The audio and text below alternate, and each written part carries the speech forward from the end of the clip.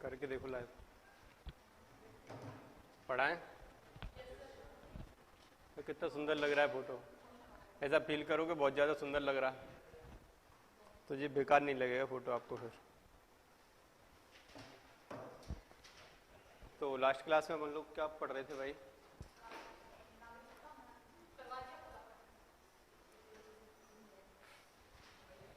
नागरिकता कंप्लीट हो गया था और आज की क्लास को फंडामेंटल से स्टार्ट करेंगे कि फंडामेंटल क्या होता है। तो इसी को थोड़ा सा अपन लोग डिस्कस करेंगे कि फंडामेंटल है क्या।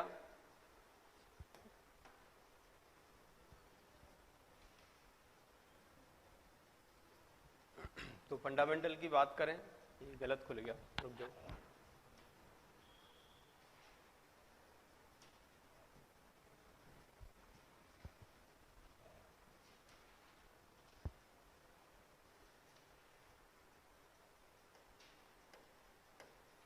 तो देखो आज हम पढ़ेंगे भारतीय संविधान के अंदर हम दो चीजें तो पढ़ चुके हैं, ओवरऑल दो चैप्टरों की बात कर चुके हैं। भाग पहला था उसके ऊपर हमने अध्ययन कर लिया है। अब भाग जो दूसरा था कल तक हमने पढ़ाया था, जो नागरिकता था, सिटीजनशिप थी। आज की बात करें तो हम भारतीय संविधान के भाग 3 की बात करेंगे और जिसमें जो फंडामेंटल दिया है उसी फंडामेंटल के ऊपर हम क्या करेंगे, बातें करेंगे। तो आज की क्लास का जो टॉपिक होगा वो क्या होगा, वो होगा फंडामेंटल राइट्स। और फंडामेंटल की मैं बात करूं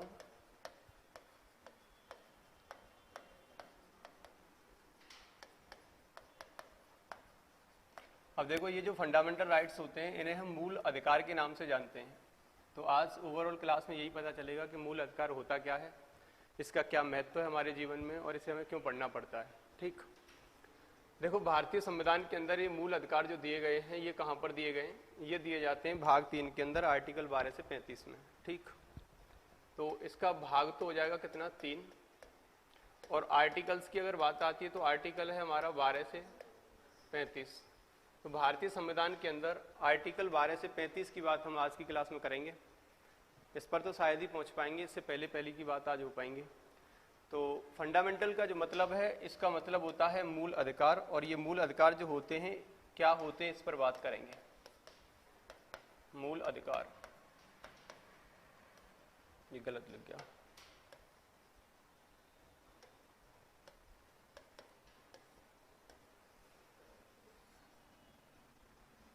तो बाकी जो कुछ बच्चे हमारे साथ जुड़े भी हैं, आनंदी जी हैं, ये क्या है, शरीफ ज़्यादा कुछ करके नाम है इनका, शरीफ ज़्यादा 143 एयरफोर्स वाले, बहुत बढ़िया भैया। आरती गंगवार इसका जो जुड़े हुए हैं, आनंद जी, काना भगत और रूपाली, सभी को गुड इवनिंग, राधे राधे। एक बार आप लोग इस सेशन को शेयर कर दो, कई दिन बाद लाइव क्लास जा रही है हमारी, अच्छा सा नहीं लग रहा, बच्चे 6-7 आए अभी। अच्छे अच्छे टॉपिक डिस्कस करेंगे आज की क्लास में, इसमें अच्छा पढ़ेंगे, टेंशन ना लो, बस इसे एक बार शेयर करो। हमें नहीं मिल रही अपनी वीडियो, इसमें कहाँ चल रही है? पढ़ा तो होगा आप लोगों ने तो पहले से ऑलरेडी इसको। Amarveer ji good evening brother. No sir, है ना, समझ गया मैं।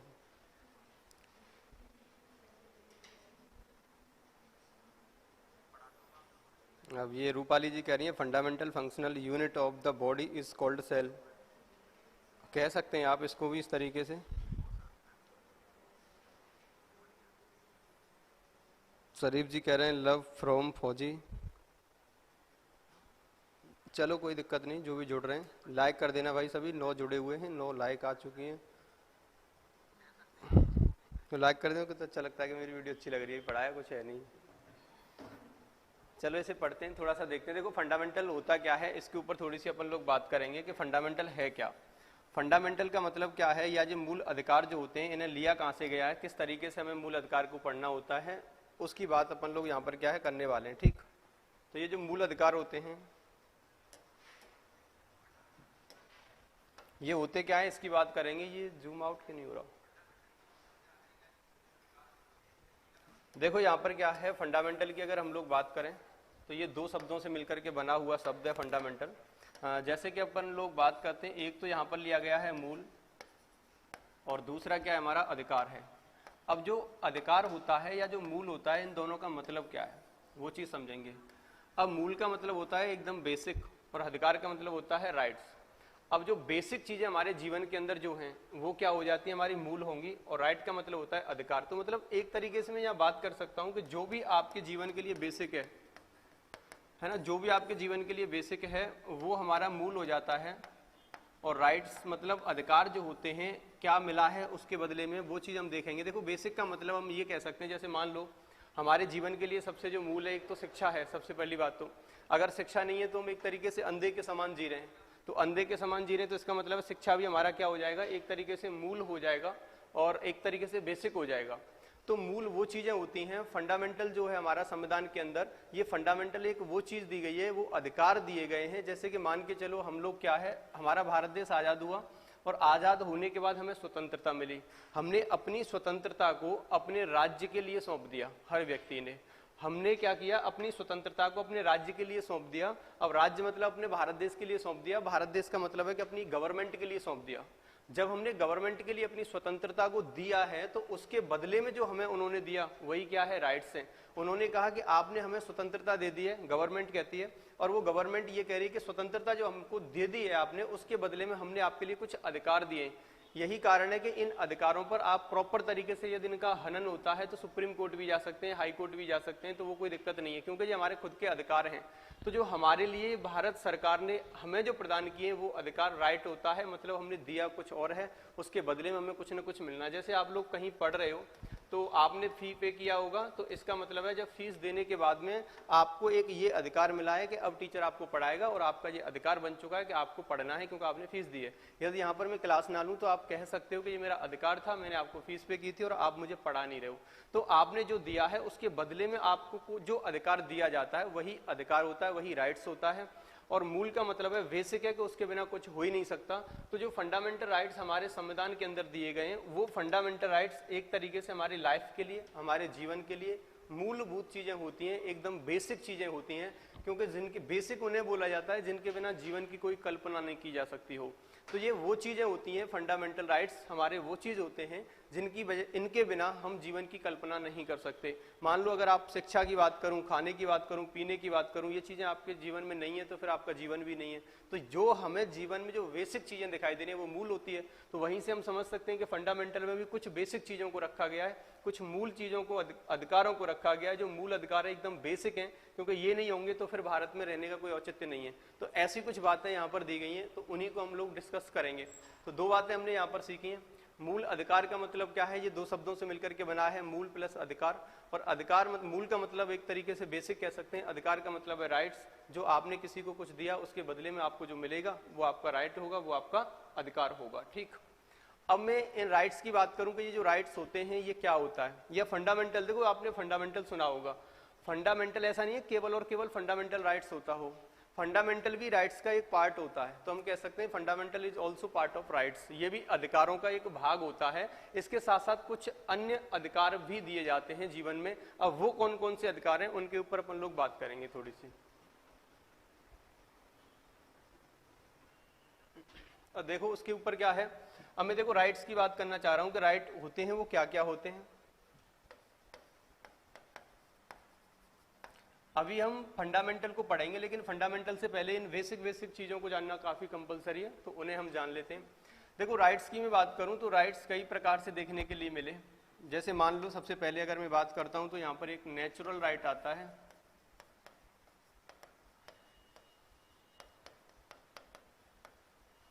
एक तो होते हैं हमारे नेचुरल राइट्स, और जो नेचुरल राइट्स होते हैं इन्हें बोला जाता है क्या, प्राकृतिक अधिकार।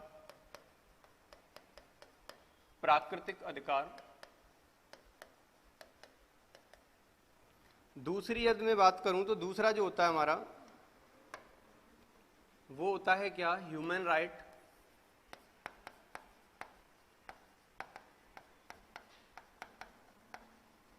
और ये जो ह्यूमन राइट होता है इसको बोला जाता है क्या, मानव अधिकार।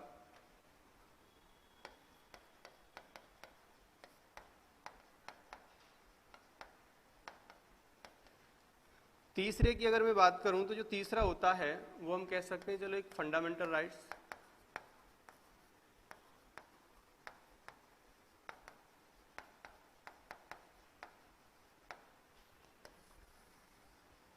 और इसका मतलब आप सभी जानते हैं कि मौलिक अधिकार या मूल अधिकार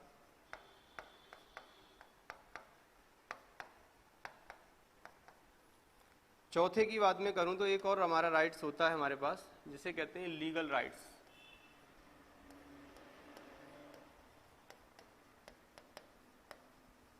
और ये लीगल राइट्स होता है, इसका मतलब है कानूनी अधिकार।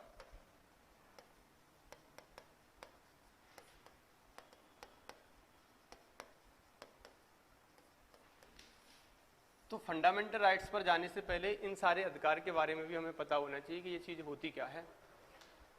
एक प्राकृतिक अधिकार जिसे हम नेचुरल राइट्स कहते हैं, एक ह्यूमन अधिकार जिसे हम मानव अधिकार के नाम से जानते हैं, फंडामेंटल राइट्स जिसे हम मूल अधिकार के नाम से जान रहे हैं, और लीगल राइट्स जिसे हम कानूनी अधिकार के नाम से जान रहे हैं। अब क्वेश्चन मेरा ये है कि फंडामेंटल राइट्स के अंदर, फंडामेंटल तो बाद में पढ़ेंगे, जो नेचुरल राइट्स है, इस नेचुरल राइट्स को किसने दिया है या नेचुरल राइट्स होता क्या है? ऑनलाइन वाले बच्चे भी बताएं इसको।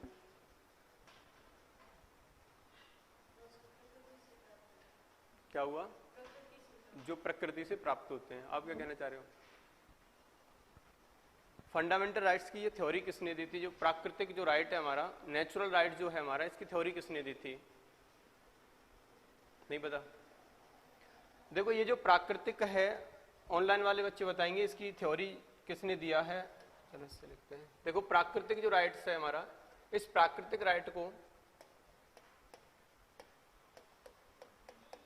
जॉन लॉक नाम का एक व्यक्ति था, उस जॉन लॉक नाम के व्यक्ति ने इसकी थ्योरी को दिया है। मतलब इसका प्राकृतिक सिद्धांत के बारे में, प्राकृतिक अधिकार का जो सिद्धांत दिया है, नेचुरल राइट्स थ्योरी जिसने दी है, उसका नाम है क्या? John Locke. और जॉन लॉक नाम के व्यक्ति ने नेचुरल राइट्स के बारे में बताया है, और इन्होंने कहा है कि जो नेचुरल राइट्स होते हैं ये एक तो ह्यूमन को प्लस एनिमल्स,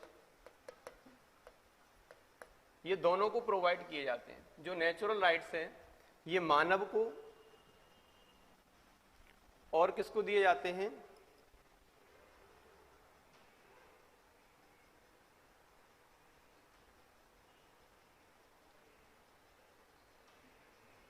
मानव को और जंतुओं को, ये दोनों को ही प्रोवाइड किए जाते हैं। जो हमारे प्राकृतिक अधिकार होते हैं, जो हमारे नेचुरल राइट्स होते हैं, ये दोनों को दिए जाते हैं। कैसे दिए जाएंगे वो समझो। देखो नेचुरल राइट, प्राकृतिक अधिकार जो प्रकृति ने हमें दिए, जिसकी थ्योरी को दिया था जॉन लॉक नाम के व्यक्ति ने, और इन्होंने बताया कि इसे ह्यूमन को दे सकते हैं और ये एनिमल्स दोनों के अंदर, दोनों के लिए दिए जाते हैं। जैसे मान लो कि कोई भी बच्चा है और उस बच्चे का जन्म होता है। अब बच्चे का जन्म हुआ है तो जन्म होने के बाद बच्चा क्या करेगा भाई? देखेगा, देखना स्टार्ट हो जाता है। जैसे ही माँ के पेट से उसने जन्म लिया है तो बच्चे को ये प्रकृति में जो भी चीजें हैं वो आकर के देखता है। देखने के बाद उसका रोना स्टार्ट हो जाता है। जैसे ही वो शरीर से बाहर आएगा तो उसका रोना स्टार्ट होता है, क्योंकि उसे ये दुनिया हिलती हुई नजर आती है। और ये बिल्कुल राइट बात है कि दुनिया हिलती हुई नजर आती है। इसका मतलब है कि ये दुनिया गोल है, घूम रही है। आप भी जानते हैं, ज्योग्राफी में सर ने पढ़ाया होगा। तो कहने का मतलब है कि ये दुनिया गोल है और ये घूम रही है अपनी धुरी पर। तो बच्चे को हर चीज घूमती हुई नजर आती है, हर चीज घूमती हुई नजर आती है, तो बच्चा रो रहा होता है वहां पर। अब स्थिति क्या है? जैसे बच्चा धीरे धीरे रोना बंद कर देता है, उसका कारण ये होता है कि बच्चे के माइंड में ये सारी चीजें सेट हो जाती हैं। हम रो रहे थे, जन्म हो रहा था, उसका मतलब है माइंड में कुछ था नहीं, माइंड खाली था, तो हमें ये चीजें हिलती हुई नजर आ रही थी। इवन माँ बाप भी अपने हिलते हुए नजर आ रहे थे, तो हमें रोना आ जाता है बहुत तेज। अब उस स्थिति के बाद क्या होता है? जैसे मान के चलो आप रोना बंद करते हैं, धीरे धीरे करके आपके माइंड में स्टेबिलिटी आने लगती है कि अब तो यही चीजें ऐसी हो रही हैं। अगर ये चीज आपको झूठ लगे तो आप यूट्यूब पर जाना और यूट्यूब पर एक वीडियो डालना, माइंड डिस्टर्बिंग वीडियो। अब माइंड डिस्टर्बिंग वीडियो में जूम करके चलता है, ऐसे करके ना, ऐसे करके चलेगी वो। जब ऐसे करके चले ना, ऐसे करके, तो ये बिल्कुल लास्ट वाला जो पॉइंट है इसके अंदर जा रहा है, सेंटर बिंदु है इसका। सेंटर पॉइंट पर जाकर के आपको कंसंट्रेट करना है। 15 से 20 सेकंड की वीडियो मिलेंगी आपको, ऐसी कुछ मिलेंगी। तो अब माइंड डिस्टर्बिंग वीडियो को जब आप देखेंगे, उसको देखने की स्थिति ऐसी है कि आप लाइट वाइट बंद, मतलब बंद कर लेना रूम की, और उसके बाद जैसे आप इस वीडियो को देख लें, देखने के जस्ट बाद लाइट को ऑन करना और फिर किसी भी कॉर्नर को फोकस करना, आपको वो दीवार हिलती हुई नजर आएगी। इसका मतलब है कि जिस 15 सेकंड के लिए आपने ये जो माइंड डिस्टर्बिंग वीडियो देखी है, उसने आपके माइंड के अंदर जो भी चीजें थी वो हिला दी। वो चीजें आपने वहां से आप भूल गए एक तरीके से उस चीज को। अब जैसे ही आपको देखा तो रिफ्रेश माइंड में था, वो 15-20 सेकंड के बाद फिर से वही चीजें रिकॉल हो जाती हैं, तो फिर हमें दीवार स्तर दिखती है। लेकिन स्टार्टिंग में 15-20 सेकंड के बाद, इसको देखने के जस्ट बाद अगर आप किसी कॉर्नर को देख रहे हैं तो वो हिलता हुआ नजर आएगा। इसका मतलब है कि जो दुनिया में दिखाई दे रहा है वो ऐसा नहीं है, कुछ अलग ही चीज है ना। तो ये दुनिया है, इसका कुछ कहा नहीं जा सकता कब क्या हो सकता है। तो देखो इसमें क्या है, ये जो बच्चा रोता है उसका कारण है कि उसे चीजें दिखाई देने लगती हैं और जैसा अंदर कुछ था वैसा बाहर की दुनिया में उसे मिला नहीं, और बाहर की दुनिया में जब उसको मिला नहीं है तो फिर दिक्कत परेशानी दुख दर्द है ही है। लेकिन बच्चे ने यहाँ पर, मैं किसकी बात कर रहा था, नेचुरल राइट्स की बात कर रहा था। अब नेचुरल राइट्स के अंदर क्या है, अब राइट टू सी हम कह सकते हैं, जैसे बच्चे ने जन्म लिया तो तुरंत उसने क्या किया है, उसे देखने का अधिकार मिल गया है। क्या मिल गया है, देखने का अधिकार मिला है। अब देखने का जो अधिकार है, अब उसे देखने का अधिकार मिला है तो ये किसने दिया, हमने तो दिया नहीं है, आपने दिया नहीं है, ये किसने दिया, प्रकृति ने दिया है। तो राइट टू सी जो है हमारा देखने का अधिकार, या फिर हम कह सकते हैं राइट टू स्पीक, उसे बोलने का अधिकार भी यहाँ पर क्या मिलेगा, या फिर हम कह सकते हैं उसे सुनने का अधिकार मिलेगा। तो ऐसी चीजें जो प्रकृति से हमें प्राप्त हुई हैं, प्रकृति ने इनको हमें दिया है, उन्हें कहते हैं नेचुरल राइट्स। और क्वेश्चन आएगा तो यही आ सकता है कि नेचुरल राइट्स की थ्योरी को किसने दिया था, तो आंसर याद रखना, जॉन लॉक ने दिया था। तो नेचुरल राइट्स को देने वाले व्यक्ति का नाम जॉन लॉक है, और नेचुरल राइट्स प्रकृति के द्वारा प्रोवाइड किए जाते हैं। ये ह्यूमन राइट्स, ह्यूमन और एनिमल्स दोनों के लिए ये दिए जाते हैं। क्लियर हुआ इतना। इसके बाद देखो, मानव अधिकार की मैं बात करूं, ह्यूमन राइट्स की मैं बात कर रहा हूं। अब ये जो मानव अधिकार है ये क्या होता है, अब ये ह्यूमन राइट्स जो है हमारा, ये सारे के सारे संसार के अंदर, पूरे वर्ल्ड के अंदर क्या है, सभी व्यक्तियों को समान दिए जाते हैं। हर व्यक्ति को ये क्या है, समान दिए जाते हैं ह्यूमन राइट्स, जो मानव के द्वारा हमें दिए गए, मानव द्वारा। और मानव भी किसने दिया, आपको पता होगा द्वितीय विश्व युद्ध के बाद में 1948 के समय पर यूएनओ की जब स्थापना जब हुई थी, एक चार्टर एक्ट आया था, चार्टर एक्ट 1948 1948 में आया। और जिस चार्टर एक्ट के माध्यम से क्या हुआ, UNO, united nation of organisation, अब ये यूनाइटेड नेशन ऑफ ऑर्गेनाइजेशन की जब स्थापना हो गई थी द्वितीय विश्व युद्ध के बाद में, क्योंकि उसे लग रहा था कि इस तरीके से अगर फिर से युद्ध हुआ तो दिक्कत होगी, तो सारे देशों ने मिलकर के एक संगठन बनाया है, ये यूएनओ जो है। अब यूएनओ ने यहाँ पर आकर के कुछ अधिकार हम लोगों के लिए दिए हैं। जैसे अभी में जब भारत के अंदर जो फंडामेंटल राइट्स हैं उनकी हम लोग बात करेंगे। अब ऐसा नहीं है कि भारत के गवर्नमेंट जो है उन फंडामेंटल राइट्स का, देखो एक किसी मेरे राइट्स का अगर हनन होगा तो मैं आर्टिकल 32 के तहत कहां चला जाऊंगा, सुप्रीम कोर्ट चला जाऊंगा, 226 के तहत मैं हाई कोर्ट चला जाऊंगा, तो उस पर काम कर सकती है गवर्नमेंट। अपील अगर मैं दर्ज कराता हूं तो मेरा काम सही हो सकता है। लेकिन ओवरऑल पूरी की पूरी जो सिटीजन है सारे भारत के लिए, अगर गवर्नमेंट उस चीज को बदलना चाह रही है तो उसके ऊपर कौन देख रेख करेगा, उसमें तो कोई किसी से कह नहीं सकता, कुछ कर नहीं सकता। तो उस चीज के लिए क्या है, यूएनओ हमारे ऊपर बैठा है। अब यूएनओ इस चीज को देखेगा कि कहीं किसी भी देश में मानव के अधिकारों का हनन तो नहीं हो रहा। अगर हनन हो रहा है तो फिर उस जगह पर ये यूएनओ आकर के एक्शन लेगा तो दिक्कत परेशानी यहाँ खड़ी होगी, तो फिर वो चीजें रुक जाएंगी। कहने का मतलब ये है कि चार्टर एक्ट 1948 में, चार्टर एक्ट 1948 के तहत यूएनओ ने क्या दिया, मानव अधिकार दिए हैं। और ये सारे के सारे विश्व के लिए जो ह्यूमन राइट्स होते हैं वो एक समान होते हैं। हो सकता है कि अपने खुद के देश के लिए कुछ अधिकार अलग हों, डिफरेंट हों, लेकिन जो ह्यूमन राइट्स होते हैं यूएनओ के द्वारा दिए हुए वो सबके लिए एक समान होंगे। तो मानव के द्वारा, यूएनओ के द्वारा जो दिए जाते हैं वो ह्यूमन राइट्स होते हैं, और ह्यूमन राइट्स जो है वो सबके लिए एक समान है। ह्यूमन राइट्स कब से लागू हुए, तो 1948 हम कह सकते हैं, चार्टर एक्ट 1948 में इनको दिया गया था। तो जो सबके लिए एक समान मिल रहे हैं उन्हें हम ह्यूमन राइट्स के नाम से जान रहे हैं। अब देखो फंडामेंटल राइट्स क्या होता है, इसकी तो हम चर्चा करेंगे, चलता रहेगा ये तो, पर फिर भी हल्का सा समझो। मैंने कहा कि ये मूल अधिकार है। अब देखो ये मूल अधिकार जो होते हैं हमारे, इसका मतलब ये है फंडामेंटल राइट्स का। फंडामेंटल राइट्स उन राइट्स को कहा जाता है, या फिर ये ऐसे अधिकार होते हैं जिनके लिए भारत सरकार या फिर किसी भी देश की सरकार अपने नागरिकों के लिए इसे प्रोवाइड करती है, जिससे उनकी बेसिक चीजों को डेवलप किया जाए। तो अपने नागरिकों के विकास के लिए जो राइट्स गवर्नमेंट की तरफ से दिए जाते हैं उन्हीं को हम फंडामेंटल राइट्स कहते हैं। अभी मैं बता रहा था, मान लो कि आपके फंडामेंटल का हनन हुआ तो आर्टिकल किसके तहत आप चले जाएंगे भैया, आर्टिकल 32 कहता है कि आप सुप्रीम कोर्ट में सीधे जाकर के क्या है, अपील दर्ज करा सकते हैं। आर्टिकल 32 हमें सुप्रीम कोर्ट जाने की अनुमति देता है और कहता है कि हाँ बिल्कुल आप जाइए, सुप्रीम कोर्ट जाइए, और वहां पर इस चीज का, अगर आपके अधिकार का, मूल अधिकार का, फंडामेंटल राइट्स का हनन हुआ है तो उस पर आप जाकर के इसके तहत अपील दर्ज करा सकते हैं सुप्रीम कोर्ट में। मान लो आप सुप्रीम कोर्ट तक नहीं जाने की इच्छा है, आप कह रहे हैं कि नहीं हाई कोर्ट से ही काम चल जाएगा, है ना। जब हाई कोर्ट में जाएंगे तो फिर क्वेश्चन ये आता है, ये वाला जो आ गया है ना। अब देखो सुप्रीम कोर्ट ना जाने की इच्छा हो तो फिर आप कहना कि हम हाई कोर्ट जा रहे हैं, और हाई कोर्ट जाएंगे तो आर्टिकल 226 के तहत आप हाई कोर्ट जा सकते हैं और हाई कोर्ट जा करके अपनी अपील दर्ज करा सकते हैं। आपसे कोई ये कहने वाला नहीं है कि क्यों आप हाई कोर्ट गए, क्यों आप सुप्रीम कोर्ट गए, क्योंकि आपके पास अधिकार है। भारत का संविधान के अंदर जो आर्टिकल 32 है वो यही कहता है कि आप सुप्रीम कोर्ट जाइए, अपनी अपील दर्ज कराइए यदि आपके फंडामेंटल राइट्स का हनन हुआ है। तो आर्टिकल 226 कहता है कि आप हाई कोर्ट भी जा सकते हैं यदि आपके फंडामेंटल राइट्स का हनन हुआ है। तो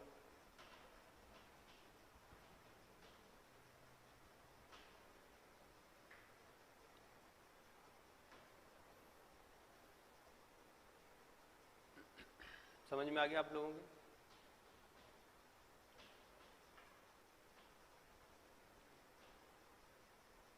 हाँ, अब तो ठीक सा लग रहा है, जनता जुड़ी हुई है।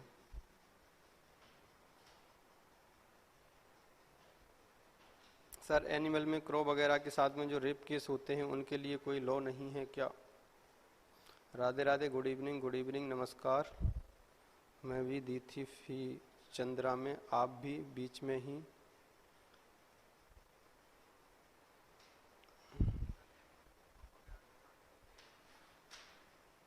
चंद्रा में फीस दी थी, हमने बीच में छोड़ दिया। उस चीज़ का हमारे ऊपर तो भैया कोई औचित्य नहीं है आपको कहने का। आनंदी जी, एनिमल्स के साथ में जो क्रो वगैरह के साथ में, काव वगैरह के साथ में जो होता है, रेप केस वगैरह होता है, इसके लिए कोई ऐसा प्रॉपर राइट्स नहीं दिया गया है, इसके लिए कोई ऐसा कानून नहीं बनाया गया। पर लेकिन भारत देश के लिए जो गाय है हमारे लिए एक तरीके से हमारा जो राष्ट्रीय पशु की तरीके से, ये मक्खी तो बहुत परेशान करती है, देखो इस पर है ना। तो उसके लिए क्या है कि कुछ अधिकार बने हैं पर लेकिन उसके लीगल राइट्स ऐसा उसके लिए कोई नहीं सौंपा गया है जिससे कुछ कर सकें। लेकिन नेचुरल राइट्स में जरूर आ जाते हैं वो। नेचुरल राइट्स इनके लिए जो प्रकृति ने दिए हैं वो राइट्स जरूर हैं उनके पास में, लेकिन बाकी राइट्स उनके पास है नहीं, क्योंकि वो इस बोलने की प्रवृत्ति में नहीं रहते, वो किसी की अपील दर्ज कराने की प्रवृत्ति में नहीं है। इसलिए बाकी गवर्नमेंट ने उनके लिए कई सारे लॉ बना रखे हैं कि ऐसा करने पर ऐसा होगा, ऐसा करने पर ऐसा होगा, तो वो चीज़ एक अलग हो जाती है। लेकिन इसमें राइट्स में उनके पास केवल और केवल प्राकृतिक अधिकार को ही दिया गया है। ठीक, तो ये वाली बात यहाँ तक समझ में आ गई सबको। अब थोड़ा सा आगे बढ़ेंगे, एक और बचा है, इसको और समझते हैं फिर आगे चलेंगे। ये लीगल राइट्स क्या होता है इसको बताओ फटाफट से। लीगल राइट्स का मतलब है कानूनी जो अधिकार है। ये कानूनी अधिकार क्या है इसके बारे में बताओ भाई थोड़ा सा। देखो, कानूनी जो अधिकार होता है, इस कानूनी अधिकार का या लीगल राइट्स का यदि आपके साथ हनन होता है तो क्या आप आर्टिकल 32 के तहत या आर्टिकल 32 का प्रयोग करते हुए सुप्रीम कोर्ट जा सकते हैं? जा सकते हैं कि नहीं? नहीं जा सकते। क्यों? ऐसा क्या कारण है?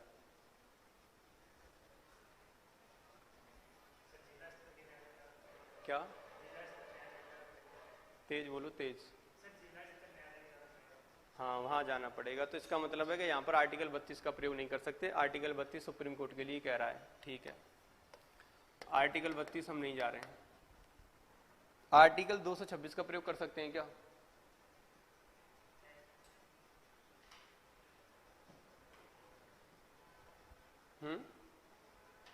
बताओ बताओ बताओ।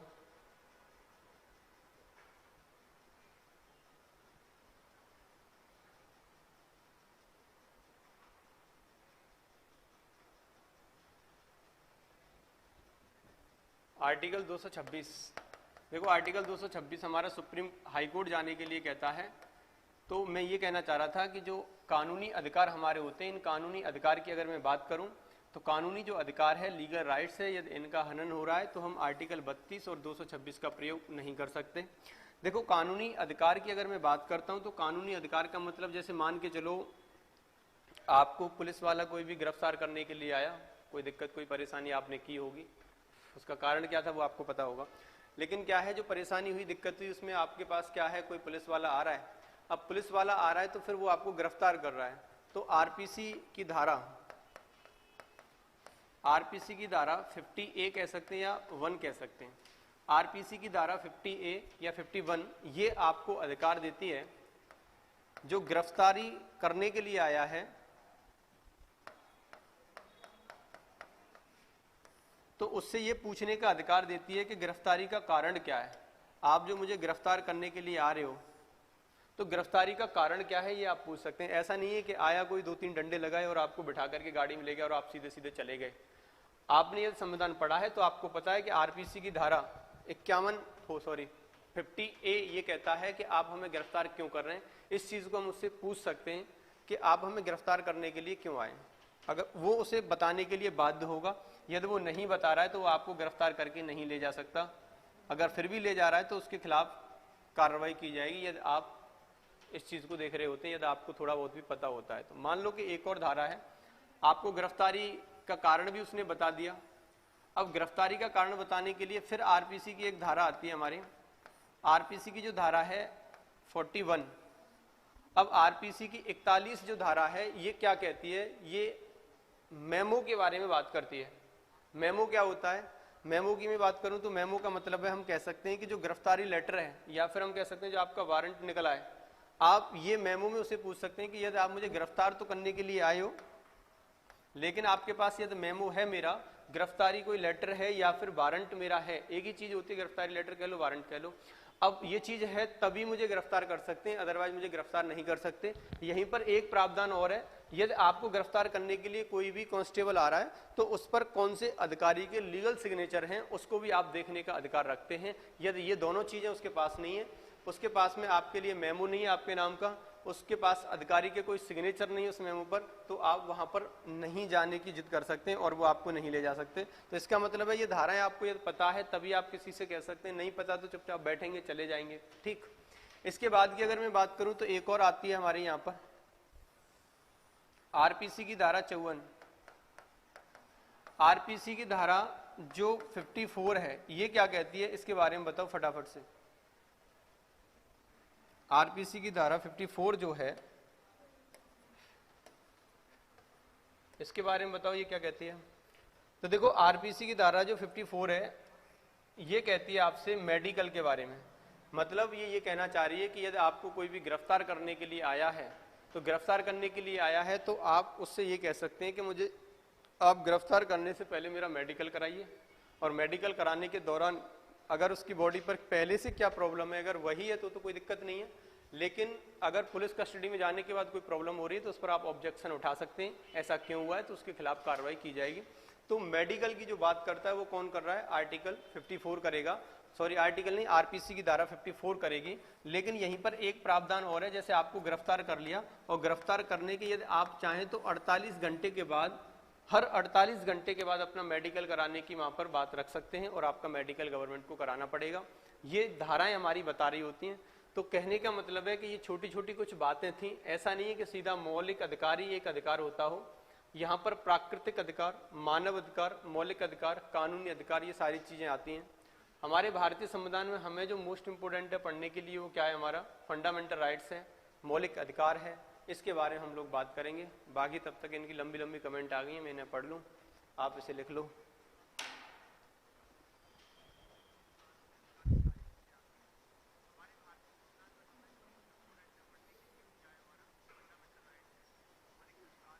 देव भारती मोनू, गुड इवनिंग भैया।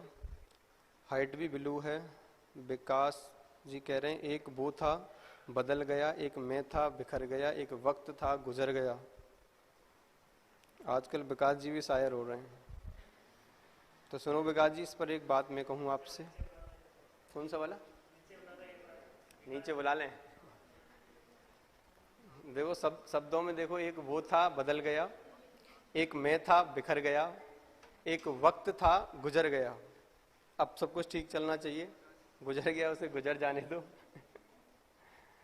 और वैसे एक बात और है,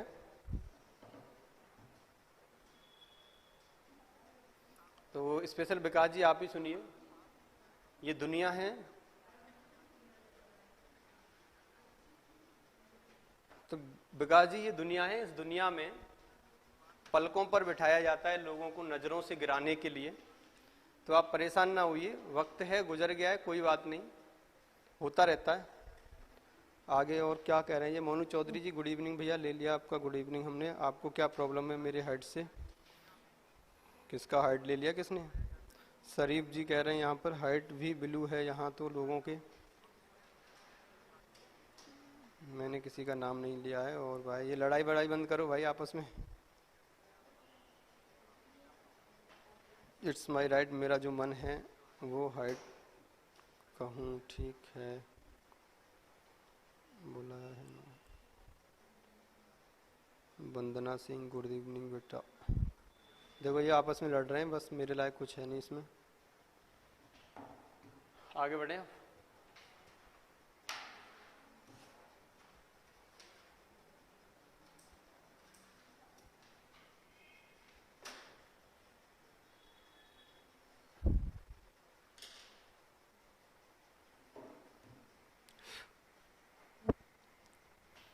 अब चलो आगे देखते हैं। इसमें मौलिक अधिकार की बात करेंगे तो अभी छोटी छोटी बातें हम लोगों ने यहाँ पर देखी हैं, क्लियर किया है।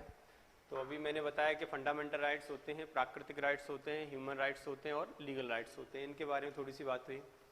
अगर मैं यहाँ पर बात करूँ फंडामेंटल राइट्स की, मौलिक अधिकारों की,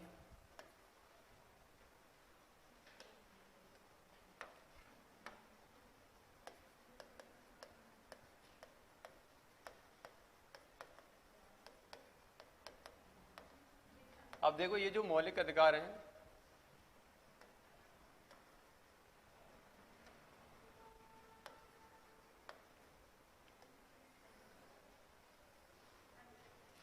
तो ये जो मौलिक अधिकार है हमारा, जो फंडामेंटल राइट्स जो हमारे होते हैं, इन फंडामेंटल राइट्स को भारतीय संविधान के अंदर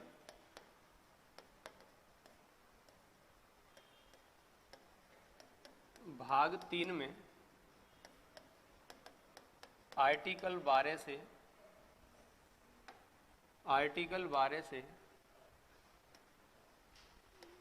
35 में देखा गया है या मिलते हैं। देखो ये जो संविधान है, संविधान के अंदर इन्हें मूल या मौलिक अधिकार कहा गया है। मूल अधिकार जो है, मूल का मतलब एक तरीके से हम बेसिक कह सकते हैं, अधिकार का मतलब एक तरीके से राइट्स कह सकते हैं। जैसे मैंने अभी अभी आपको समझाया था कि यहाँ हमने स्वतंत्रता जो है भारत सरकार के लिए दे दी है, उन्होंने कुछ अधिकार हमारे लिए चुने हैं, उन अधिकारों को हम मौलिक अधिकार या मूल अधिकार कहते हैं। वो एक ऐसे अधिकार हैं जिनके बिना हमारे जीवन की कल्पना नहीं की जा सकती हो। तो मूलभूत चीज़ें जो होती हैं वो वही होती हैं जिनके बिना हम जीवन की कल्पना भी नहीं कर सकते हैं। अब बात ये आती है कि ये जो अधिकार वाली स्थिति है ये आई कहाँ से, ये शब्द कहाँ से आया है ना। जैसे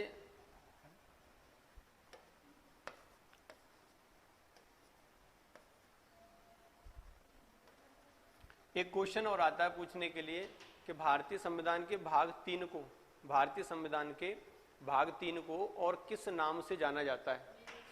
तो किस नाम से जानेंगे इसको? मेघना कांटा के नाम से क्यों जाना जाता है?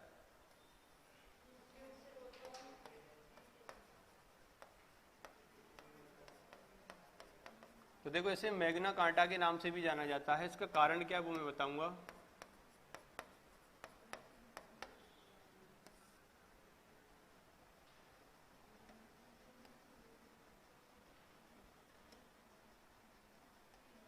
तो देखो इसे मेघना कांटा इसलिए कहा जाता है कि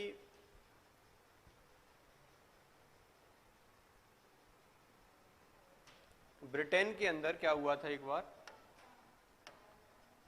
ये अधिकार दिए गए थे मेघना कांटा के रूप में। कैसे दिए गए थे वो समझो। 1512 ईस्वी में ब्रिटेन में एक राजा हुआ करता था जिसका नाम था किंग जॉन। ब्रिटेन का एक राजा था,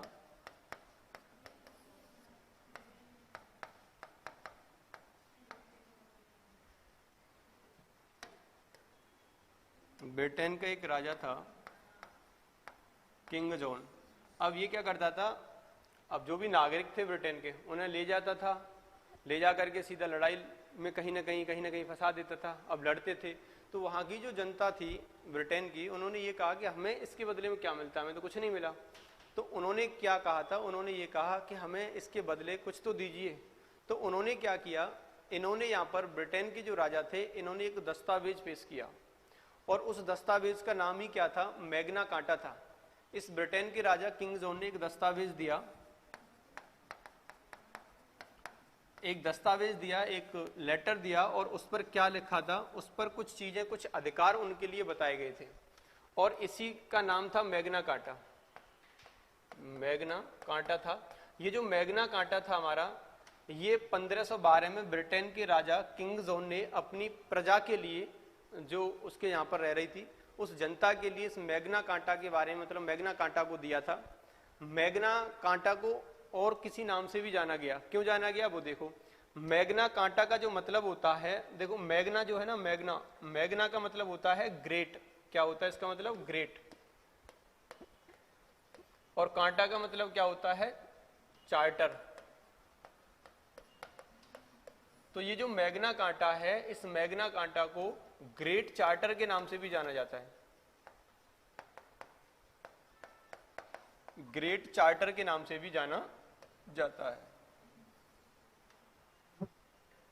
तो मैग्ना कांटा नाम का जो शब्द है, ये आया है ब्रिटेन से, और ब्रिटेन के अंदर राजा किंग जॉन ने इसको दिया अपनी प्रजा के लिए, कुछ अधिकार दिए, और उन्हीं अधिकारों को मैग्ना कांटा के नाम से जाना गया।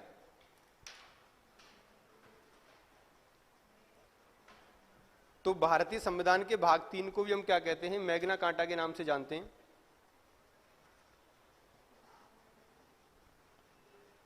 आगे बढ़े। अब देखो इसके बाद क्या होता है।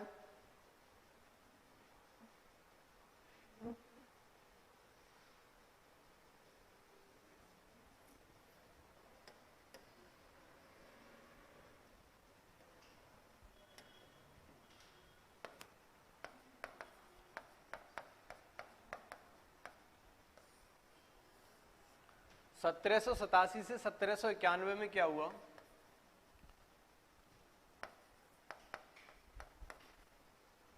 विल ऑफ राइट,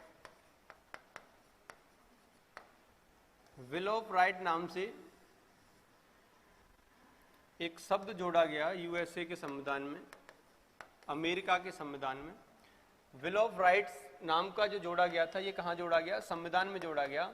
अब देखो संविधान का जो है, ये एक लिखित रूप से इसको जोड़ा गया था संविधान के अंदर। अब लिखित रूप से इसे जोड़ लिया गया यूएसए के संविधान में, विल ऑफ राइट नाम से। ये कहाँ जुड़ा है? संविधान में। यहाँ पर अभी संविधान नाम की कोई चीज नहीं है, यहाँ केवल और केवल उन्होंने अपनी प्रजा के लिए दिए। 1787 में बना था, 1791 में इसको जोड़ लिया गया यूएसए के संविधान के अंदर। और जब यूएसए के संविधान में इस शब्द को जोड़ा गया, बिल ऑफ राइट को जोड़ा गया, तो एक ये अधिकारों का प्रस्ताव पास होकर के आया और वो संविधान के अंदर जुड़ा। तो इसीलिए भारत के अंदर जो संविधान है, उस संविधान के अंदर जो मूल अधिकार हैं, इन्हें कहाँ से लिया गया है? अमेरिका के संविधान से लिया गया है। तो यहाँ से ये क्वेश्चन आ सकता है। तो देखो यहाँ पर ये क्वेश्चन आ रहा है पूछने के लिए कि जो मैग्ना कांटा है, मैग्ना कांटा से ये प्रारंभ हुआ था, क्योंकि कुछ अपनी प्रजा के लिए राजा किंग जॉन ने क्या दिए थे? कुछ एक तरीके से हम कह सकते हैं अधिकार दिए थे। उन्हीं अधिकारों को उन्होंने मैग्ना कांटा के नाम से जाना था। भारत के संविधान के अंदर जो अधिकार दिए गए हैं, वो भारतीय संविधान के भाग 3 में दिए गए अधिकार हैं, इसीलिए भाग 3 को मैग्ना कांटा का नाम दिया जाता है। लेकिन यहाँ पर सबसे पहले किस देश के संविधान में ये अधिकारों को जोड़ा गया था? तो यूएसए के संविधान में जोड़ा गया था। लेकिन नाम क्या था? विल ऑफ राइट के नाम से उन्हें जोड़ा गया था। विल ऑफ राइट जब आया था यूएसए के अंदर, वो एक लिखित रूप में उनको वहां पर जोड़ लिया गया। 1787 में बना, 1791 में इसको जोड़ लिया गया। ये जो 1512 नहीं, ये 1215 होगा। 1512 1215 होगा ये। तो ये 1215 में ब्रिटेन के राजा ने दिए थे, उसी के आधार पर इसको जोड़ लिया गया था। ठीक। तो अब आपसे ये पूछा जाए कि भारतीय संविधान के अंदर जो फंडामेंटल राइट्स हैं, ये कहाँ से लिए गए? तो आंसर क्या होगा? अमेरिका के संविधान से लिए गए। तो ये भारतीय संविधान के अंदर भाग 3 से जो आए हैं, वो अमेरिका के संविधान से आए हैं। इतनी सी बात समझ में आ गई। एक क्वेश्चन है मेरा, वो आप बताओ, फिर हम आगे बढ़ेंगे। लाइव पर जो बच्चे देख रहे हैं, ये भी आंसर कर दिया करो। पुष्पेंद्र सर कह रहे हैं वेलकम बैक सर, कैसे हैं आप? मैं एकदम मस्त और बढ़िया स्वस्थ हूं सर। आनंदी जी कह रही हैं यूएस से लिया गया। हाँ बिल्कुल, यूएसए से लिया गया, अमेरिका के संविधान से लिया गया है।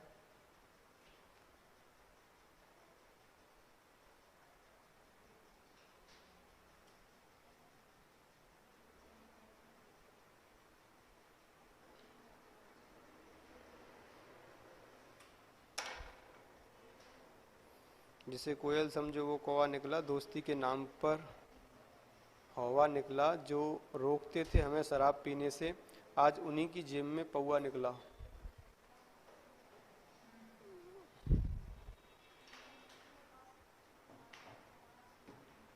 हो गया, समझ में आ गया तुम्हें? आगे बढ़े। अब एक क्वेश्चन बताओ मुझे,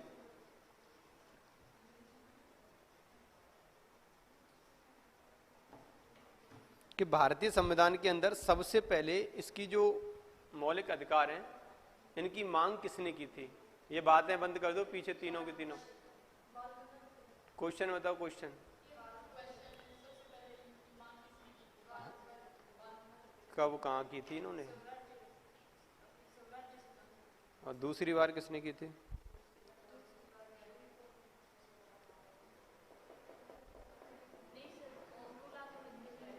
क्या? नेहरू रिपोर्ट ही सही था। ये जो शायरियां कर रहे हैं ना, ये शायरियां बाद में करना, पहले इसका आंसर बताओ। दूसरी बार भारतीय संविधान के लिए जो मौलिक अधिकारों की मांग हुई थी ये किसने की थी? जल्दी बताओ फटाफट से। ये मक्खियां पहले इसको भर देती हैं। आगे बढ़े अब इसको। तो देखो यहां पर क्या है, अब एक तरीके से हम देखना चाह रहे हैं कि जो मूल अधिकार है हमारे,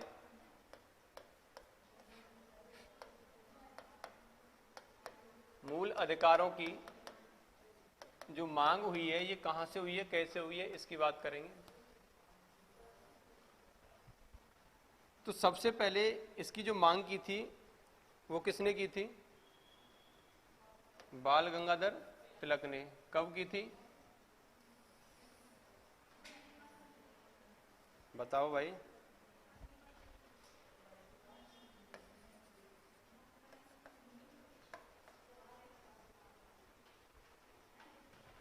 आनंदी जी नेहरू रिपोर्ट बता रही हैं, नेहरू कमेटी।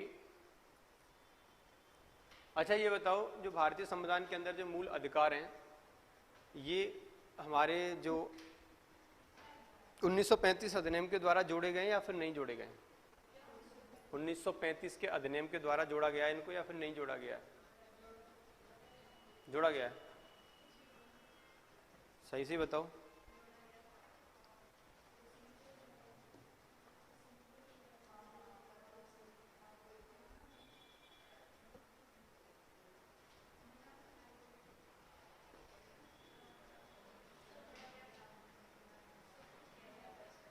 क्या हुआ?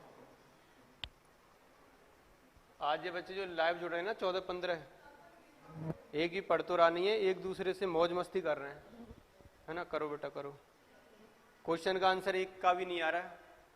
अब देखो यहाँ पर क्या है, मौलिक अधिकारों की अगर मैं मांग की बात करूं तो सबसे पहले ये मौलिक अधिकारों को जो मांगा था वो 1885 ईस्वी में बाल गंगाधर तिलक ने मांगा था। 1885 में बाल गंगाधर तिलक ने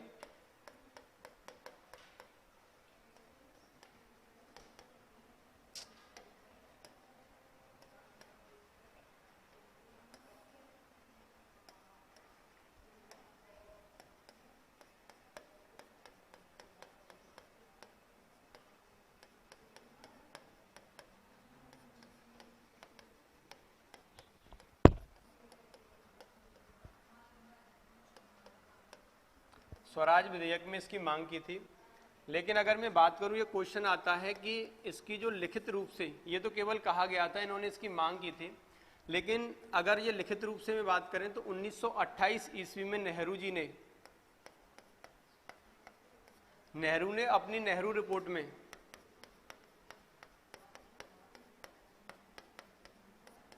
एक लिखित रूप से इसकी मांग की थी।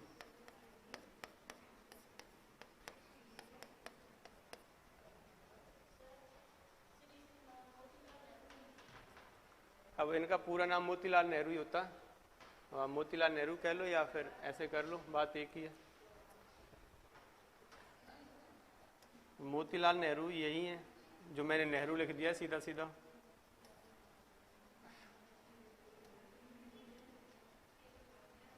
तो देखो नेहरू जी ने इसकी जो मोतीलाल नेहरू कह लो, मोतीलाल नेहरू जी ने इसकी क्या की थी, मांग की थी अपनी नेहरू रिपोर्ट के तहत।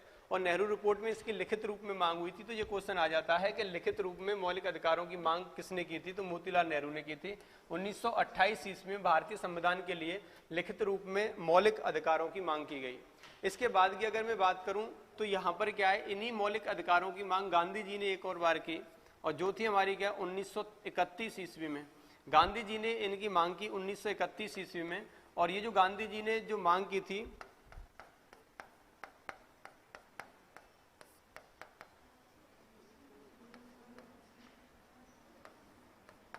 गोलमेज जो सम्मेलन हुआ था, द्वितीय गोलमेज सम्मेलन में ही भाग लिया था गांधी जी ने, ये भी आपको पता होगा।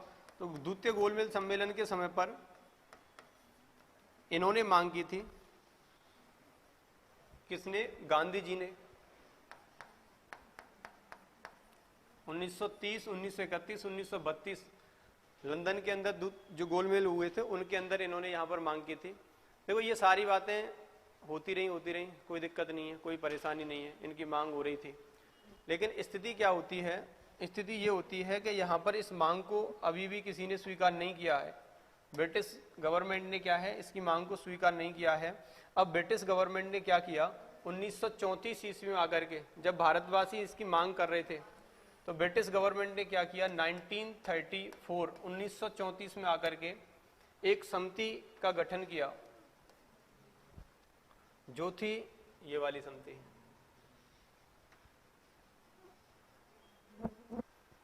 तो ब्रिटिश सरकार ने क्या किया है, ब्रिटिश गवर्नमेंट ने क्या किया है, ब्रिटिश गवर्नमेंट ने एक संविधान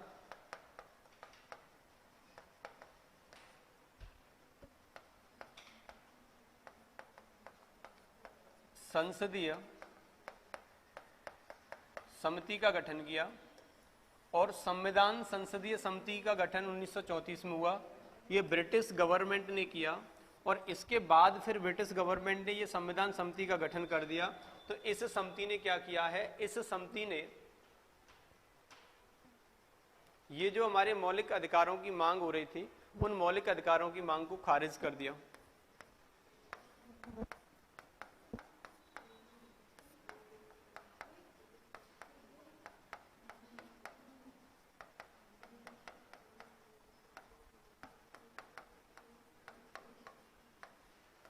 अब मौलिक अधिकारों की समिति को इन्होंने खारिज कर दिया।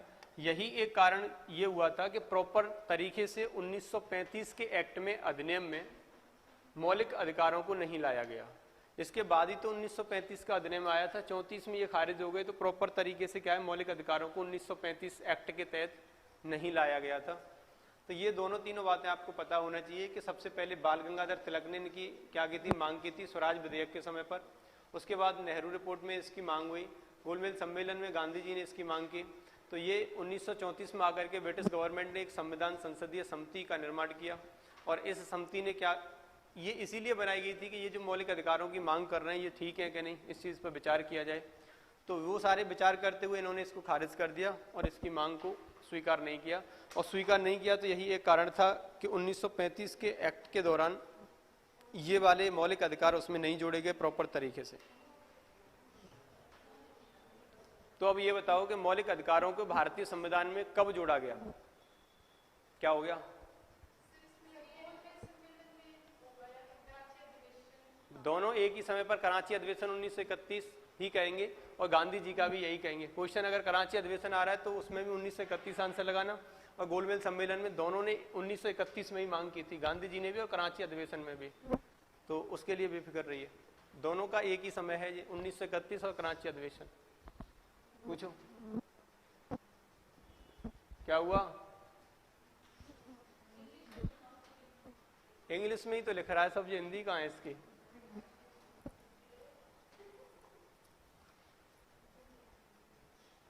अच्छा इन्हें इंग्लिश में बताएं। बाल गंगाधर को बाल गंगाधर कहते हैं इंग्लिश में। 2 दिन से मैंने वो कर लिया ना, 2 दिन से क्या कहते हैं, इंग्लिश का ट्यूशन छोड़ दिया, तो इसलिए ये आया नहीं इंग्लिश में। 1930, अच्छा 1930 में ब्रिटिश गवर्नमेंट ने ये संसदीय जो समिति बनाई थी। अब देखो संविधान का मुझे पता है, कॉन्स्टिट्यूशन, संसद का अपने यहाँ तो फंडामेंटल वो कहते हैं इसको, पार्लियामेंट, और समिति को कमेटी कहते हैं, है ना। तो कॉन्स्टिट्यूशन पार्लियामेंट कमेटी हम कह सकते हैं वैसे तो, जोड़ जोड़ के करेंगे तो। और ये मौलिक अधिकारों की मांग को खारिज कर दिया, मतलब माना नहीं था, वो आपको देख लो कैसे होगा इंग्लिश में, ये है ना। अब देखो एक चीज बताओ, चलो ये तो चीजें हुई, ये मांग की बात थी तो मांग हमने कर ली है, लेकिन उसको खारिज कर दिया है। लेकिन इसको लाया कब गया, संविधान में जोड़ा कब गया? कैबिनेट मिशन के आधार पर। तो एक यहां पर क्या हुआ, 1945 में एक तेज बहादुर सबप्रभु समिति का गठन हुआ। कब हुआ था? 1945। 1945 में तेज बहादुर समिति का गठन होता है। 45 से 43 नहीं है,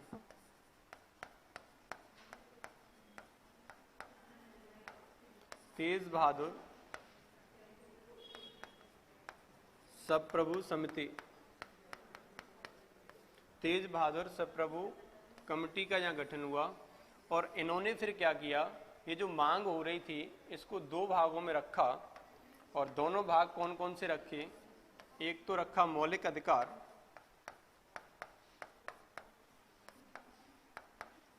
मौलिक अधिकार मतलब फंडामेंटल राइट्स, और दूसरा रखा यहां पर क्या, नीति निर्देशक तत्व।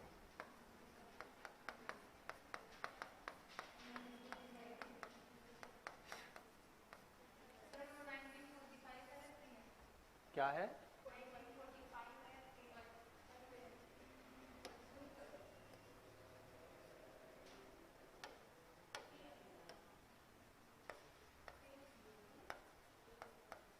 अब ठीक है, ये मोतियों जैसी तो राइटिंग है, इसको भी आप समझ नहीं पाते, है ना। कभी कभार बिखर जाती है वो बात, ठीक है आपकी, समेट लिया करो। अरे गजब। वैसे ये प्रॉब्लम आपकी 2-3 दिन की है बस, फिर ये सॉल्व हो जाएगी प्रॉब्लम, टेंशन ना लो। 2-3 दिन की प्रॉब्लम है ये मक्खी वाली, फिर एक भी मक्खी नहीं आएगी।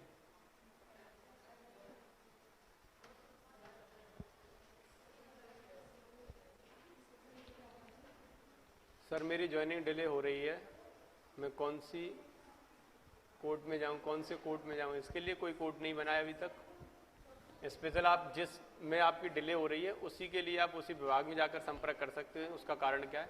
बाकी डेट आ जाएगी, आप एयरफोर्स में जाएंगे शायद, मुझे ऐसा फील हो रहा है।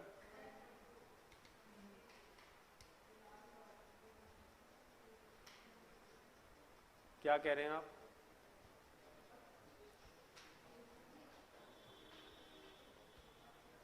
ये पुष्पेंद्र सर भी शायर हो गए हमारे अब तो, देखो इनकी शायरी पढ़ के सुनाए क्या कह रहे हैं।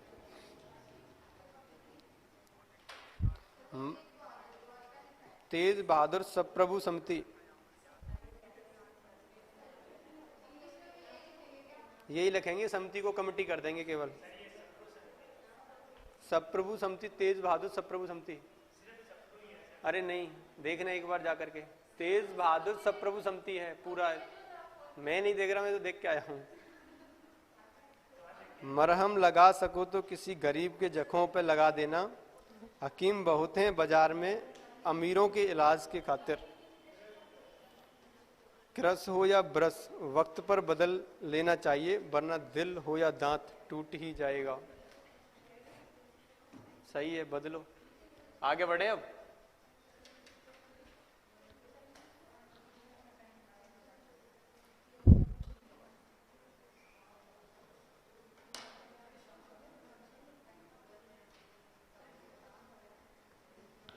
आगे बढ़े।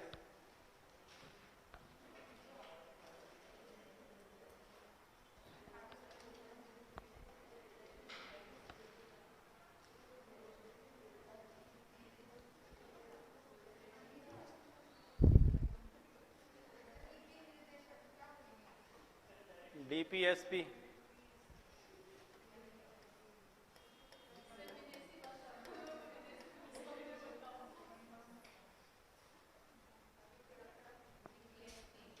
ये संविधान के अंदर भी मौलिक अधिकारों के बाद फिर इनको ही पढ़ेंगे, नीति निर्देशक तत्वों को।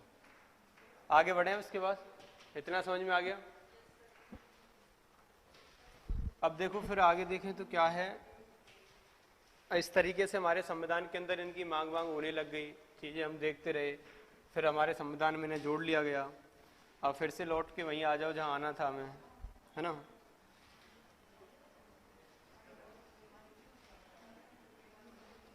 तो देखो हम लोग जो बात कर रहे हैं मौलिक अधिकारों की बात कर रहे हैं, ये क्या है?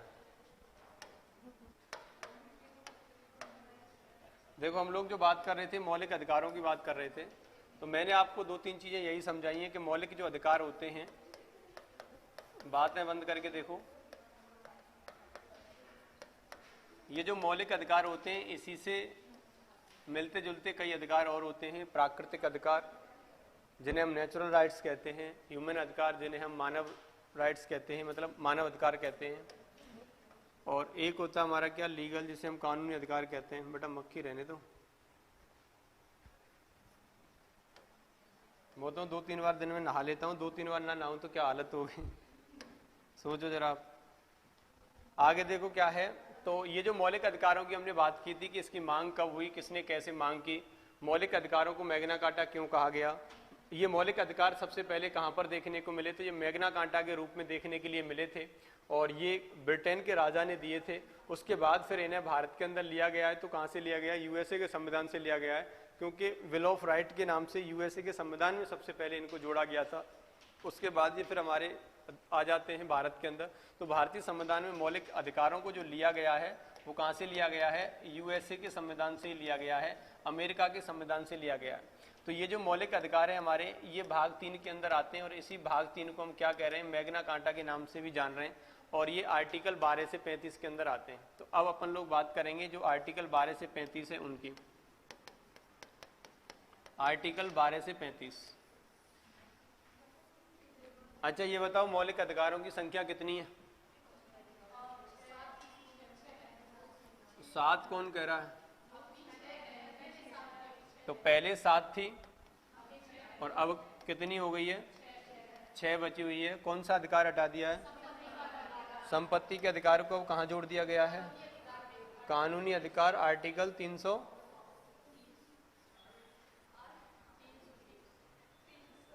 300A।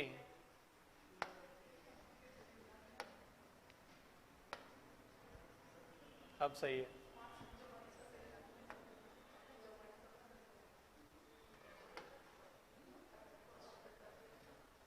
तो देखो संपत्ति के अधिकार को हटा दिया है, जो संपत्ति का अधिकार था उसे अब आर्टिकल 300A में जोड़ दिया गया और कानूनी अधिकार बना दिया गया। ठीक है, इसकी बात करेंगे आगे चल के कभी। अब देखो यहाँ पर क्या है, मौलिक अधिकारों की मैं बात करूं तो मौलिक अधिकार आपको देखने को मिलेंगे 14 से स्टार्ट हो जाते हैं मौलिक अधिकार, लेकिन 12-13 वाले आर्टिकल्स में भी कुछ न कुछ दिया गया है। तो सबसे पहले हम 12 वाले आर्टिकल्स को पढ़ेंगे, उसके बाद 13 आर्टिकल को पढ़ेंगे, फिर 14 आर्टिकल से मौलिक अधिकारों के उसको सीक्वेंस को याद करेंगे। ठीक, तो आप मुझे बताएं कि जो आर्टिकल 12 है वो किससे संबंध रखता है? किससे? राज्य से। तो एक नेक्स्ट हेडिंग डालेंगे आप अपन लोग, आर्टिकल 12।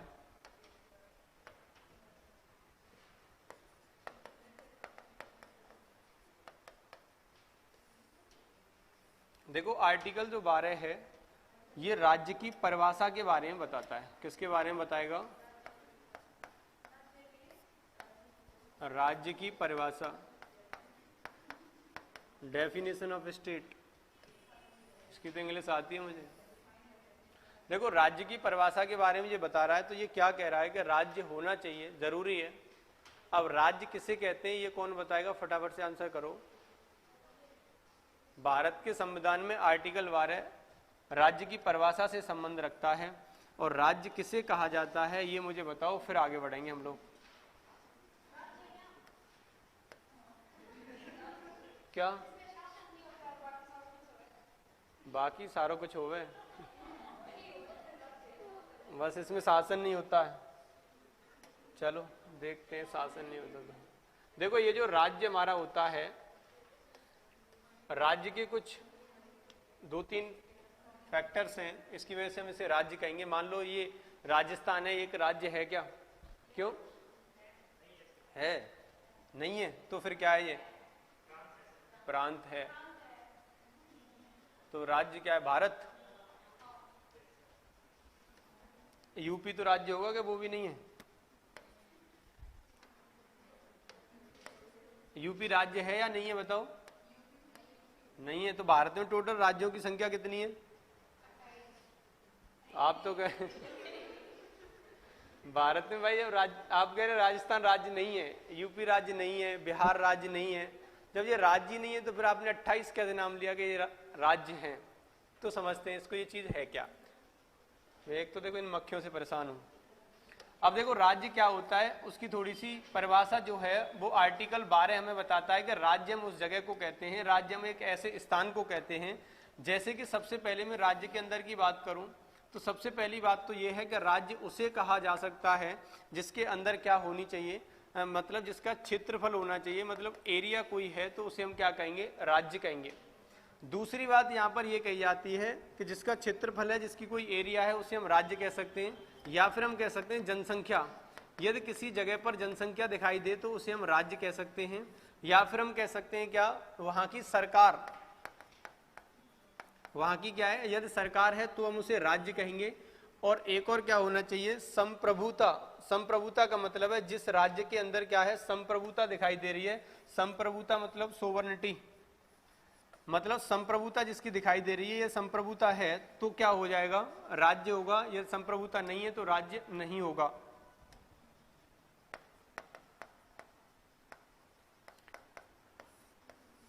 अब देखो ये चीजें क्या होती हैं। अगर ये चारों चीज जहां पर दिखाई दे जाए आपको, अगर ये चारों चीज आपको यदि कहीं दिखाई दे रही है तो वो राज्य होगा। यदि ये चारों चीज दिखाई नहीं दे रही है तो वो राज्य नहीं होगा। तो आर्टिकल 12 ये तो कहता है राज्य से संबंध रखता है। अब राज्य किसे कहा गया है वो चीज हम लोगों को समझ में आनी चाहिए। देखो स्टेट जो राज्य होता है वो क्या होता है, उसके अंदर ये चार चीजों का होना अनिवार्य है। एक तो हमारा क्षेत्रफल, एक हमारी जनसंख्या, और एक हमारी सरकार, और एक हमारी क्या है? संप्रभुता। अब देखो यहाँ पर क्या है? क्षेत्रफल। चलो यहां से देखते हैं, जैसे आपको एक राजस्थान है ना,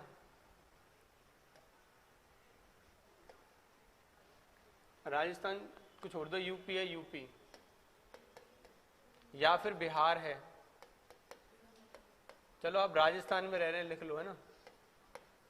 एक राजस्थान है और एक ये मक्खी है, ये वाली।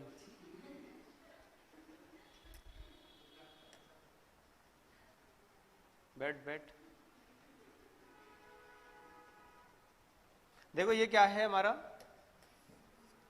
राज्य। क्या होगा वो चीज देखो, समझो क्या है राज्य किसे कहते हैं। एक तो क्षेत्रफल, उसका एरिया अगर होगी तो उसे हम राज्य कहेंगे। तो राजस्थान का या यूपी का या बिहार के अंदर क्षेत्रफल है क्या? राजस्थान का क्षेत्रफल कितना है? 3,42,200 239। अब एक तो 19, एक 39, ये चीज कंफ्यूज कर जाती है, सुन पता नहीं चल पाता। हमारे यहाँ 19 को बोला जाता है 19, आप कहते हैं 19, और 39 कह रहे थे। हमारे यहाँ कहते हैं 49 और आप कहते हैं 39। क्या? हाँ इंग्लिश तो वही सेम ही है, 49। अच्छा ये 39 है, इसको कैसे बोलते हैं आप?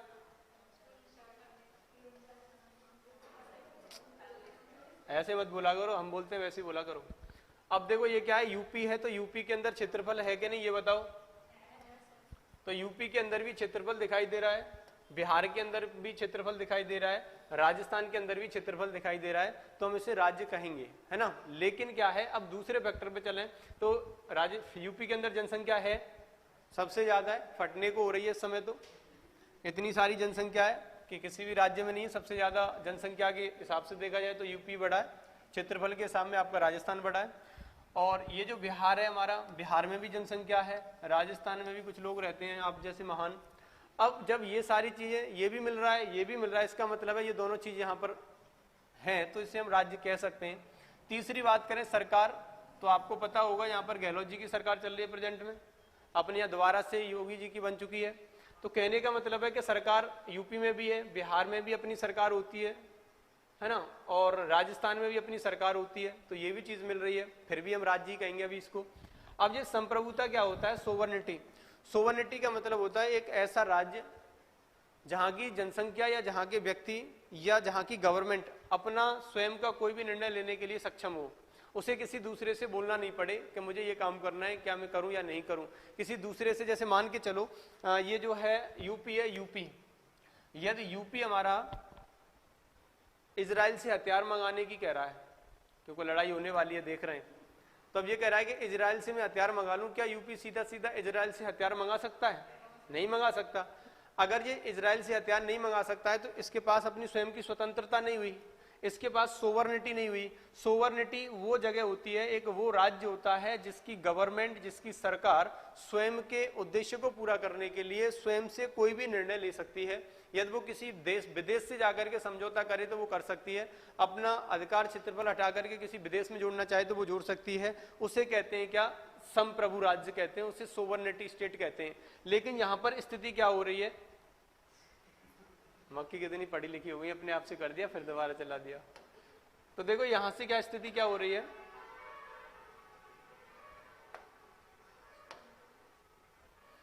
अब ये जो है हमारी यूपी सरकार है या बिहार है या फिर राजस्थान के या कोई अन्य किसी भी स्टेट की मैं बात करूं, वहां की सरकार ऐसे काम करने के लिए सक्षम नहीं है, क्योंकि वो स्टेट गवर्नमेंट है, उसे सेंट्रल गवर्नमेंट से क्या है? अनुमति लेनी होगी। यदि सेंट्रल गवर्नमेंट से वो अनुमति ना ले, सेंट्रल गवर्नमेंट से वो अनुमति ना ले और सीधा सीधा अपने हिसाब से अपने अकॉर्डिंग ही काम कर ले, तो वो संप्रभु हो जाता है और उसे राज्य कह देते। लेकिन यहाँ पर क्या है, हमारा कोई भी स्टेट जो हम देख रहे हैं, चाहे बिहार लो, यूपी लो, राजस्थान लो, ये संप्रभु नहीं है। संप्रभु इसलिए नहीं है क्योंकि इन्हें सेंट्रल गवर्नमेंट से चीजों को पूछना पड़ेगा। सेंट्रल गवर्नमेंट से कभी कभी ज्यादा नहीं हो जाता है, मतलब एक दो बार चल जाता है यार, बार बार हो रहा है। अब देखो यहां पर क्या है, अब यहां पर क्या है कि ये क्या है? संप्रभु नहीं है, इसीलिए इनको हम राज्य नहीं कह सकते, इनको हम स्टेट नहीं कह सकते, तो ये राज्य नहीं होंगे। अब भारतीय संविधान का आर्टिकल 12 ये कहता है कि राज्य उसे कहेंगे जिसका क्षेत्रफल होगा, राज्य उसे कहेंगे जिसकी जनसंख्या होगी, राज्य उसे कहेंगे जिसकी गवर्नमेंट होगी, राज्य उसे कहेंगे कि गवर्नमेंट तो है लेकिन वो संप्रभु हो, वो फ्रीडम उसके पास हो, स्वतंत्रता उसके पास हो, वो कोई भी निर्णय अपना खुद से ले सके, किसी से पूछने की आवश्यकता नहीं है। तो ऐसा नहीं होता। ये सारे के सारे जो स्टेट देख रहे हैं इन्हें हम प्रोविंसेस कहते हैं, इन्हें हम प्रांत के नाम से जान रहे होते हैं। अब जो प्रोविंसेस होते हैं, प्रांत, ये क्या है? आपने सुना भी होगा यूपी प्रांत, उनमें एनसीईआरटी में तो प्रांतीय करके लिखा गया है ना, राज्य नहीं लिखा गया। तो उसमें क्या है? राजस्थान प्रांत है हमारा, बिहार प्रांत है, यूपी प्रांत है। तो ये क्या है? जो प्रोविंसेस हैं हमारे, प्रोविंसेस की जो सरकार है वो संप्रभु नहीं है। लेकिन अगर मैं भारत की बात करूं, भारत, पूरे भारत की बात करूं, तो देखो भारत के अंदर क्षेत्रफल है कि नहीं, भारत के अंदर जनसंख्या है कि नहीं, भारत की सरकार है, सेंट्रल गवर्नमेंट बैठी है ऊपर, और भारत सरकार क्या है? स्वतंत्र भी है, वो किसी भी देश से समझौता कर सकती है, वो किसी भी जगह पर जाकर के क्या कर सकती है? इजराइल से मंगाना चाहे तो इजराइल से मंगा सकती है।